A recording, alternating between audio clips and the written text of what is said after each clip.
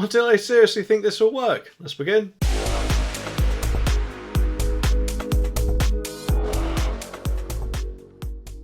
Well, when will we ever see an end to this work from home crap where people apparently have no problem at all with going to the supermarkets but suddenly do when it comes to going back into the office, and therefore surely are slowing a lot of things down, aren't they? But don't worry though, because apparently they've thought of a brand new idea we can all do instead. Although, unfortunately, it is not going back to the office, if this story is anything to go by. Oh really? Well, if people can work from home efficiently, then what's the problem? Oh, I hate the smug one! Well, of course, yes, I'm sure no binge watching goes on at all. Does it? The article says that staff working from home will soon be virtually back in the office by using a robotic version of themselves.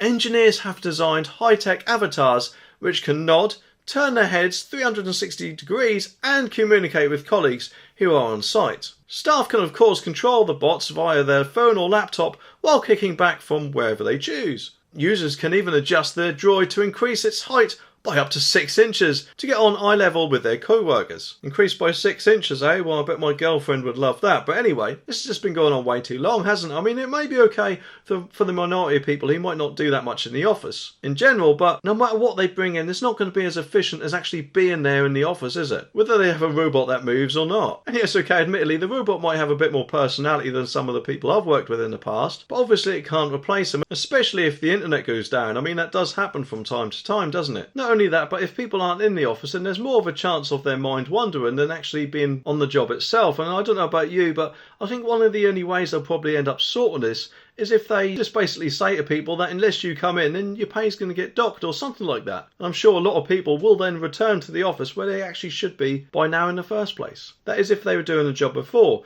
If they were working from home before the whole pandemic started, then surely that's fine. But in most cases, I'm guessing that's probably not the case. Japanese electronics company Cryosha said its automations would help remote workers stay connected with office-based colleagues, reduce stress, boost hybrid communications, and even let them chat casually with another workmate. The Kyoto-based tech giant said remote workers have difficulty participating in casual office conversations, which can lead to them feeling overlooked by colleagues connecting to each other in a physical location. Well, to be honest, it brings a whole new way for robots to communicate with each other, doesn't it? Although, what's next, Skynet? Well, even this isn't as silly, in my opinion, as a change that Morrison's has recently brought in, which unfortunately affects 200 items, with more to come. Anyway, subscribe for more and I'll see you in the next one.